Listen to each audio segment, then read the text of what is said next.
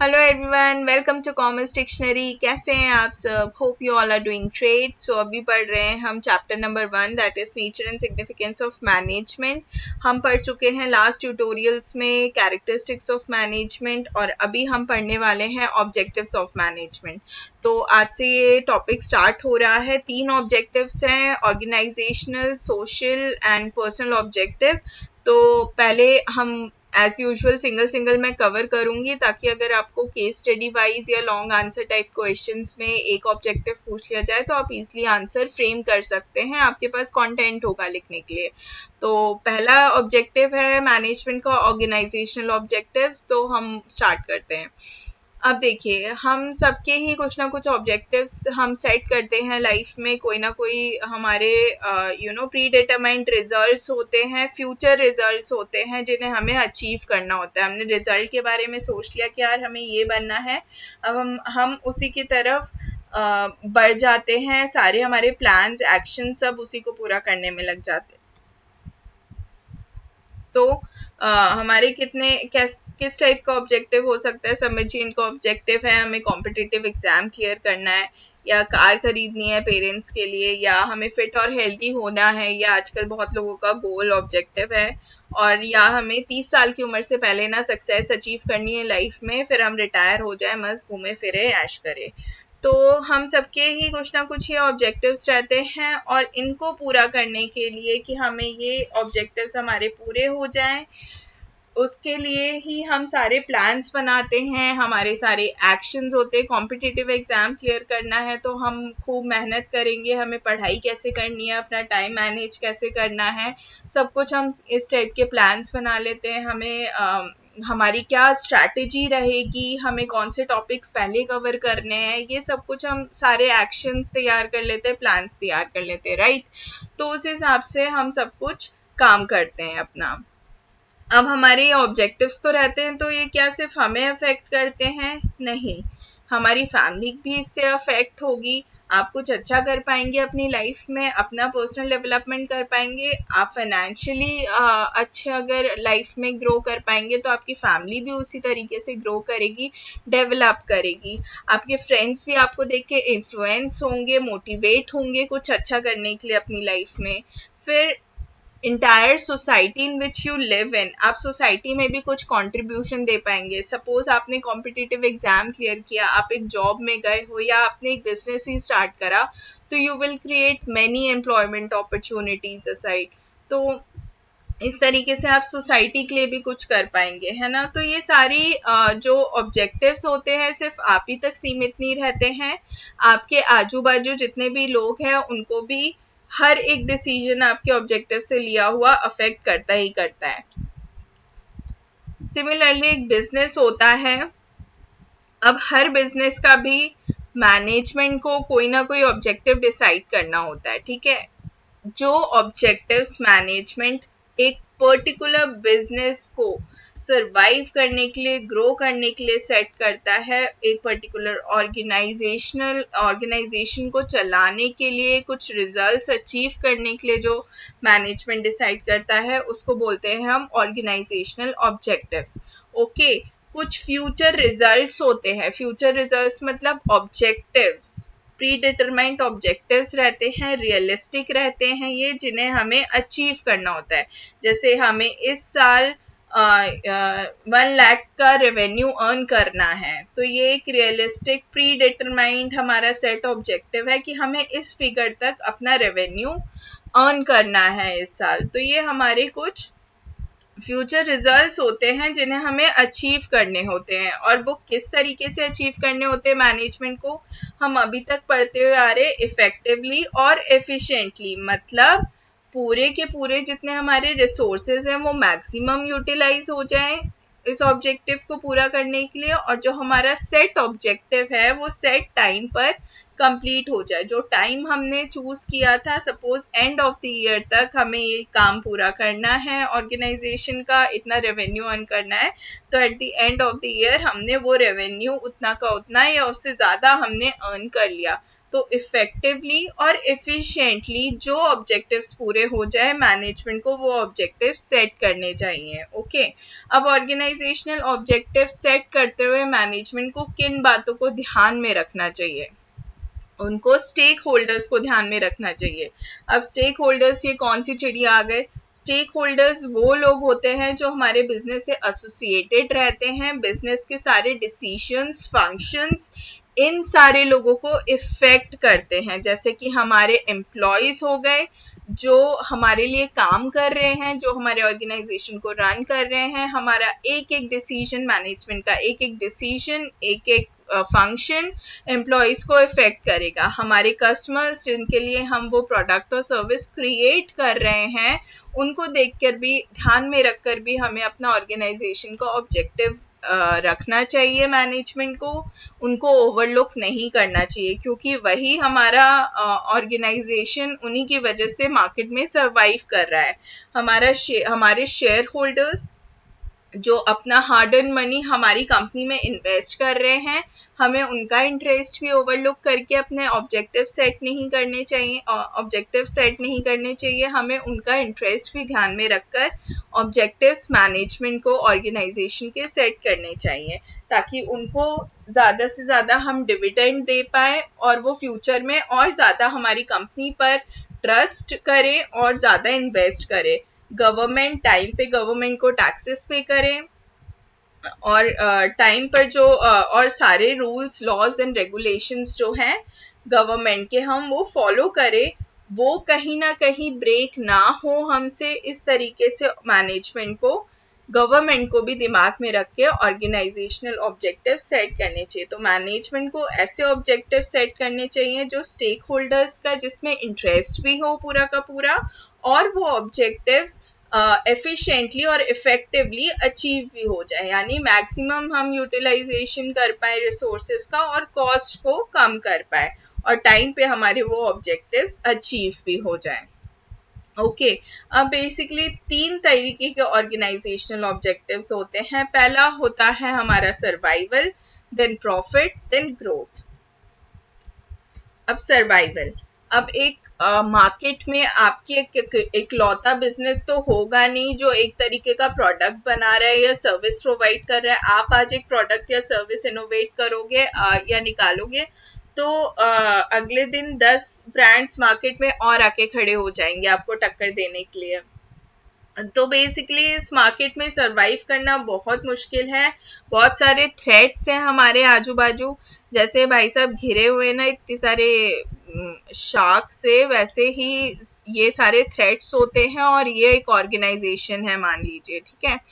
तो कौन कौन से थ्रेट्स होते हैं? हमारे कॉम्पिटिटर्स जो वही सेम प्रोडक्ट उसी प्राइस पे प्रोवाइड कर रहे हैं। बहुत सारे ब्रांड्स होते हैं। इन्फ्लेशन, महंगाई बढ़ रही है, कॉस्ट कैसे कवर करेंगे? कॉस्ट कवर नहीं हुई, हमारी कॉस्ट कम नहीं हुई तो प्रॉफिट कम होगा, रेवेन्यू कम होगा, तो हमारा बिजनेस ज्यादा दिन तक चल नहीं पाएगा, और हमें लॉस हो गया तो हम डूब ही जाएंगे। रिस्क बहुत ज्यादा है, जैसे कोरोना आ गया एकदम से, तो किस तरीके से उसको आपको हैंडल करना है ताकि आप सरवाइव कर पाए। बहुत सारे बिजनेसेस तो ऐसे ही शट डाउन हो चुके हैं, ऐसी कंपनीज जो हैं वो शट डाउन हो चुकी हैं कोरोना के कारण। इतना बड़ा ये पेंडेमिक है। तो सिमिलरली बहुत सारी ऐसी रिस्क है जिनसे हमें जूझना पड़ता है, राइट। अब मैनेजमेंट को क्या करना चाहिए ताकि वो सरवाइव कर सके मार्केट में? पहली बात तो वेस्टेज जितना कम से कम हो सके, मैनेजमेंट को ये ध्यान रखना चाहिए जितने भी उसके रिसोर्सेज हैं, मैन, मटेरियल, मनी, और जितने भी ह्यूमन रिसोर्सेज हैं, पैसा है, मटेरियल है, वो इस तरीके से यूटिलाइज हो कि वेस्टेज कम हो और रिसोर्सेज भी पूरी तरीके से यूटिलाइज हो जाए। जो मैन है, लोग हैं, उनसे पूरी तरीके से काम निकलवाना आना चाहिए आपको, ठीक है। मटेरियल है, जो भी मटेरियल यूज कर रहे हो वो आपका इस तरीके से मैनेज होना चाहिए कि ना उसकी कमी पड़े, ना आप बहुत ज्यादा एक्सेस में उसको मंगवा के बर्बाद कर दो, ऐसा नहीं होना चाहिए, ठीक है। फिर आप मनी को किस तरीके से यूटिलाइज करते हो, कैसे कॉस्ट रिकवर करते हो, अपनी कॉस्ट कम रखते हो, ये देखना बहुत ज़रूरी होता है। कॉस्ट मिनिमाइजेशन, ऐसी ऐसी इनोवेशंस आपको लानी पड़ती है, टेक्निक्स निकालनी पड़ती है जहां आप कॉस्ट कम कर सकते हो। ऐसा करने से क्या होगा, आप पहली बात तो कस्टमर को बेस्ट प्राइस से, कॉम्पिटिटर से कम प्राइस पे अपने क्वालिटी प्रोडक्ट्स और सर्विस प्रोवाइड कर पाओगे और आप हायर रेवेन्यू जनरेट कर पाओगे। और आपने अगर ये चीज कर ली तो आप सरवाइव कर लोगे एक मार्केट में। देन नेक्स्ट है प्रॉफिट। अब प्रॉफिट बिना तो कुछ काम नहीं होता। पैसा पैसा तो सबको चाहिए होता है, क्यों पैसा पैसा करती है, पैसे पे तो मरती है। तो एक बिजनेस में जब आप हो तो आपको पैसा पैसा करना ही पड़ता है, क्योंकि जो मनी होता है, अगर आपको प्रॉफिट होगा तो तभी आप ग्रो कर पाएंगे, तभी आप सक्सेसफुल कहला पाएंगे, तभी आप एक्सपैंड कर पाएंगे। बल्कि डे टू डे एक्टिविटीज चलाने में प्रॉफिट की जरूरत पड़ती है। सपोज ये आदमी है, एक उसने 10 लाख रुपए लगा के एक बिजनेस चालू किया। अब ये सोचेगा कि यार मैंने 10 लाख रुपए लगाए तो कम से कम मुझे 15 लाख का रेवेन्यू हो, ताकि 5 लाख रुपए तो मैं प्रॉफिट अर्न कर सकूं। यानी इसने अगर 10 लाख रुपए लगाए हैं तो ये 15 लाख रुपए अर्न करे ताकि इसको 5 लाख का प्रॉफिट हो, है ना। कोई भी यही सोचेगा इंसान। तो अब प्रॉफिट जब हाई होगा तो उसके लिए क्या, उसका मतलब क्या होगा, बिजनेस आपका सरवाइव कर पाएगा। बिजनेस को सरवाइव करने के लिए ज्यादा प्रॉफिट की रिक्वायरमेंट है। ज्यादा प्रॉफिट होगा आपके पास, पैसे ज्यादा होंगे तो आप एक्सपैंड कर पाएंगे अपना बिजनेस, नए इनोवेशंस ला पाएंगे, नई टेक्निक्स ला पाएंगे, नए क्वालिटी प्रोडक्ट्स निकाल पाएंगे, जिससे कि आपके बिजनेस की सर्वाइवल रेट बहुत ही हाई हो जाएगा। Next, expansion of business. अगर आपको बिजनेस एक्सपैंड करना है, मान लीजिए मेरा क्लोथिंग का बिजनेस है, मुझे प्रॉफिट ज्यादा हो रहा है, तो मैंने सोचा यार कुछ प्रॉफिट बचाकर मैं री इन्वेस्ट करूंगी और मैं एसेसरीज भी एड ऑन करूंगी अपने बिजनेस में, ठीक है। या मेरी ये ब्रांच यहाँ पे सक्सेसफुल हो गई है, तो मैं अगली एक दूसरी कॉलोनी में भी एक ब्रांच डाल लेती हूँ, दूसरे एरिया में भी एक ब्रांच डाल लेती हूँ।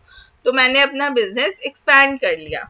फिर ग्रोथ ऑफ द बिजनेस, मेरा बिजनेस एक्सपैंड कर रहा है तो मतलब मेरा बिजनेस ग्रो कर रहा है, बढ़ रहा है, राइट। फिर रिवॉर्ड फॉर टेकिंग रिस्क। अब इतना रिस्क लगा के मैंने इन्वेस्टमेंट किया था, यार मेरे पैसे डूब भी सकते थे, पर मुझे प्रॉफिट हो रहा है, तो ये क्या है, रिस्क का रिवॉर्ड है। फिर अगर मेरी कंपनी को, ऑर्गेनाइजेशन को ज्यादा प्रॉफिट होगा, मतलब रेपुटेशन हाई है, मेरी कंपनी की रेपुटेशन अच्छी बनेगी, सब मुझ पे ट्रस्ट करेंगे, शेयर होल्डर्स मेरे बिजनेस में इन्वेस्ट करेंगे। कोई आपके बिजनेस में तब इन्वेस्ट करने के लिए राजी होता है जब आपका बिजनेस अच्छा मजबूत हो, ओके, तभी उनको ट्रस्ट होता है आपके बिजनेस पे। तो अगर आपके बिजनेस का हायर प्रॉफिट है, कंसिस्टेंसी है प्रॉफिट में हायर है रेगुलरली, तो आपकी रेपुटेशन भी बिल्ड होती है। तो ये हो गया हमारा दूसरा ऑर्गेनाइजेशनल ऑब्जेक्टिव। अब ये पैसे पैसे आम वाली आंटी आ गई। फिर the next is growth, growth of the business. अब अगर आपका बिजनेस एक पॉइंट पे स्टेगनेंट हो गया, कोई भी नहीं चाहता, एक ऑब्जेक्टिव आपका कंप्लीट हो जाता है ना, हमारा दूसरा गोल बन जाता है लाइफ का, हमारी नीड्स कभी खत्म नहीं होती है, ये हमेशा याद रखना। हम एक चीज अचीव करेंगे, फिर सोचेंगे यार अब अगला क्या अचीव करना है हमको। तो अभी आपका बिजनेस यहाँ पहुंचा है ए लेवल पे, तो आप सोचोगे यार अब मुझे इसको बी लेवल पे ले जाना है, ऊंचाई पे ले जाना है। तो ग्रोथ बहुत जरूरी है। सिमिलरली जैसी आप एक एज अ पर्सन, अब आपको आज के ज़माने के हिसाब से चलना है, तो आपको अपने आप को ग्रो करना पड़ेगा। तो आप अपने आप को ग्रो कैसे करोगे, आप अपनी पर्सनैलिटी पे वर्क करोगे, ओके। देन आप अपनी सॉफ्ट स्किल्स इंप्रूव करोगे, यानी कि कम्युनिकेशन स्किल्स हो गई या लीडरशिप स्किल्स हो गई वगैरह वगैरह। तो ये आप इम्प्रूव करने पे ध्यान लगाओगे, एक पॉजिटिव एटीट्यूड रखोगे कि यार मुझे ये चीज़ करनी है, मैं कर सकता हूँ, और दूसरों के लिए भी एक पॉजिटिव एटीट्यूड करोगे। रैदर सबको जज करने की बजाय आप उनको समझोगे, you will grow maturely then.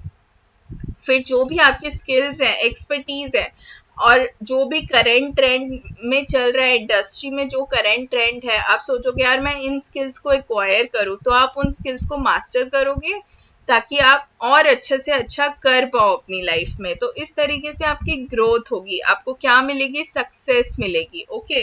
तो मैनेजमेंट को भी हमेशा ये सोचना चाहिए कि वो एक ऑर्गेनाइजेशन को ग्रो कैसे करे, बिजनेस को ग्रो कैसे करें, हमेशा ये सोचना चाहिए, क्योंकि अगर ग्रो हाई रहेगी तो सक्सेस रेट भी उतना ही हाई रहेगा। अब एक कंपनी के ग्रोथ हो रही है, एक ऑर्गेनाइजेशन की ग्रोथ हो रही है, वो किससे इंडिकेट होती है? एक्सपेंशन ऑफ बिजनेस, जैसे कि मैंने बताया, अपन बोलते हैं ना यार, एक जैसे कि मान लीजिए फूड जॉइंट्स होते हैं, एक यार इसने तो एक ठेले से शुरू किया था, आज पूरे शहर में इसकी 8 फूड जॉइंट्स हैं। मतलब इसकी ग्रोथ हो रही है, उसने अपना बिजनेस एक्सपैंड किया, और आपके मुंह से क्या निकलता है यार, इसकी ग्रोथ तो बहुत बढ़िया हुई है ना? एक ठेले से 8 दुकानों तक पहुंच गया ये बंदा। फिर मोर एम्प्लॉयज, अब आपका बिजनेस ग्रो करेगा, एक्सपैंड करेगा, तो ज्यादा से ज्यादा आपके एम्प्लॉयज भी बढ़ेंगे, है ना? You will create more employment opportunities, employees ज्यादा होंगे, आपके अंडर काम करने वाले लोग ज्यादा होंगे, तो इसका मतलब क्या है, आपकी कंपनी ग्रो कर रही है, organization is growing. Then more branches, जैसे भी मैंने डिस्कस किया, अगर आपकी कंपनी की ज्यादा से ज्यादा ब्रांचेस खुल रही हैं तो मतलब आप ग्रो कर रहे हो। हायर प्रॉफिट्स, प्रॉफिट ज्यादा है तो ये भी एक इंडिकेशन होता है आपकी ऑर्गेनाइजेशन की अच्छी ग्रोथ का, सक्सेस का। देन आपकी कंपनी अब जैसे ज्यादा ब्रांचेस हैं, बिजनेस एक्सपैंड कर रहा है, आपका कस्टमर बेस बढ़ रहा है, आपके कस्टमर ज्यादा हो रहे हैं, एक ने आपका प्रोडक्ट ट्राई किया, उसने 2 लोगों को बताया, 2 लोगों को और पसंद आया, उन्होंने 10 लोगों को आगे बताया, 10 ने 50 को बताया। इस तरीके से आपका कस्टमर बेस इंक्रीज हो रहा है, अगर आप एक क्वालिटी प्रोडक्ट और सर्विस प्रोवाइड कर रहे हैं। ओके, तो इसका मतलब क्या है, आपकी ऑर्गेनाइजेशन ग्रो कर रहा है। फिर launching of new products and services, जैसे मैंने बताया पिछली उसके अंदर, प्रॉफिट के अंदर, क्या मेरा क्लोथिंग का बिजनेस है, अब सोचा एसेसरीज भी ऐड ऑन कर लूँ, यार मुझे हायर प्रॉफिट्स हो रहे हैं, मेरा ऑर्गेनाइजेशन मुझे ग्रो करना है, मेरे को बिजनेस अपना बढ़ाना है, तो मैं क्या करूंगी, प्रोडक्ट और नए प्रोडक्ट या सर्विसेज लॉन्च करूंगी। तो इसका मतलब क्या है, मेरा बिजनेस ग्रो कर रहा है, ऑर्गेनाइजेशन ग्रो कर रहा है, ये इंडिकेशन होते हैं सब कुछ ग्रोथ के। और मैनेजमेंट को हमेशा ये सोचना चाहिए कि एक ऑर्गेनाइजेशन को ग्रो कैसे करे। तो इन तीनों ऑब्जेक्टिव्स का एसेंस यही निकल कर आ रहा है बेसिकली, कि मैनेजमेंट को हमेशा एफिशिएंटली और इफेक्टिवली ऑर्गेनाइजेशन ऑब्जेक्टिव अचीव करने के लिए ट्राई करना चाहिए, मतलब वेस्टेज कम हो, यूटिलाइज हो, मैक्सिमम यूटिलाइजेशन हो रिसोर्सेज का। जैसे सपोज जितने भी रिसोर्सेज है आपके, मान लीजिए आपको अगर 100 रुपये मिले हैं खर्च करने के लिए, और आपने वो 100 रुपये एफिशिएंटली खर्च किए हैं, उसमें से कुछ पैसे आपने बचा भी लिए हैं इनफैक्ट, तो यू आर एफिशिएंट, इफेक्टिव हो आप, है ना? आपने टाइम पे वो काम कंप्लीट कर दिया है, तो you are both efficiently and effective. अगर आपने वो मेरी वीडियो देखी है एफिशिएंसी और इफेक्टिवनेस वाली, अगर नहीं देखी है तो प्लीज उसे देखिए, बहुत मस्त वीडियो है वो भी। तो नेक्स्ट ट्यूटोरियल के साथ हम जल्दी मिलते हैं with the next objective, most probably the next day. तो thanks for watching it and do give it a thumbs up, share कीजिए विद योर फ्रेंड्स, ज्ञान बांटने से बढ़ता है, so always and subscribe the channel now. और telegram group join कीजिए, description box में उसकी लिंक दी हुई है, वहाँ पे आप नोट्स, MCQs, केस स्टडी सब कुछ एक्सेस कर सकते हैं। तो till then take care, bye bye.